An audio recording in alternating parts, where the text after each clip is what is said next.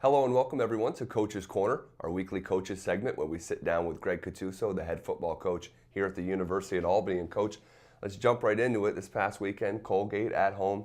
You almost knew it was going to be a close game, and it comes down to the last drive, a game-winning drive in which Will Fiacchi, your quarterback, led. Talk about that game and just how exciting that contest was. Yeah, it was exciting. It was probably a great game for the fans. We thought we could get out in front of them and kind of try to run away from them a little bit, and it just never materialized with the turnovers and some of the penalties in the first half hurt us. But I thought in the second half we really kind of clamped down and played better on both sides of the ball, and were able to win the game, won the last drive.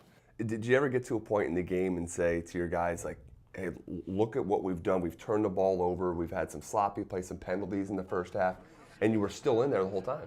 Yeah, we went into it trying to play our first game in all three phases very well, and really we didn't play great in any phase in the first half, and really we missed a field goal.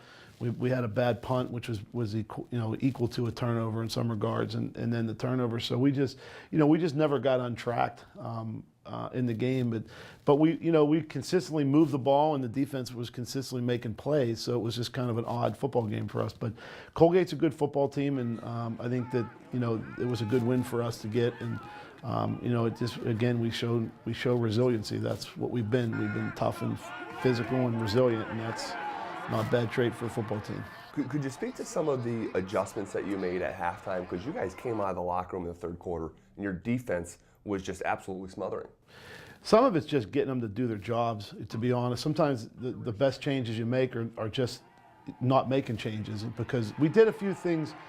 We eliminated some calls, and we got into some simpler things. But the bottom line is, we basically we kind of screwed TJ down into the mix in the run support a little bit more, and we started to get our reads down, because that offense is tough if you haven't seen it, and we haven't seen it all year.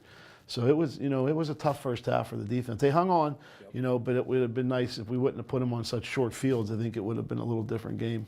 I want to ask you about your quarterback, Will Fiacchi, and his last year.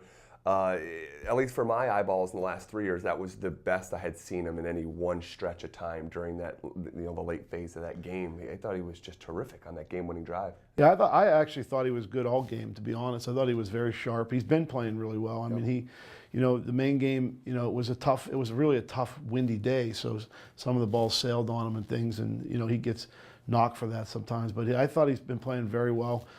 He knows where to go with the football. I mean, he makes, he'll make a couple read mistakes here and there, but he's very confident. He knows the system now. He's in control of the system, which is the most important thing. I think he likes that aspect of our offense, is that the quarterback is the decision maker, and he showed great decision making throughout the game. But probably in that drive, the scramble, instead of forcing a throw, was a big play. And that was his call? Well, he has to make a decision if he's going to scramble or not, and then the play at the end, he had gone to Coach Bernard, our offensive coordinator, earlier in the game and said, on the goal line, said, they're not covering me when we give it on the read play, and because we don't usually run Will on that, right. And so Joe said, if they do it, run it, and he did. He made a great decision, and he just walked into the end zone. So we were happy. We ran the clock down. They didn't have much time to try to score. Well, obviously you won that game, and you go to 6-2, and you bring that record on the road to New Hampshire, probably your tallest task of the season, according to the polls, #2 ranked team. What have you seen from them on film, and what's the attitude of your guys? The guys have been great. We've just been living the one game at a time routine.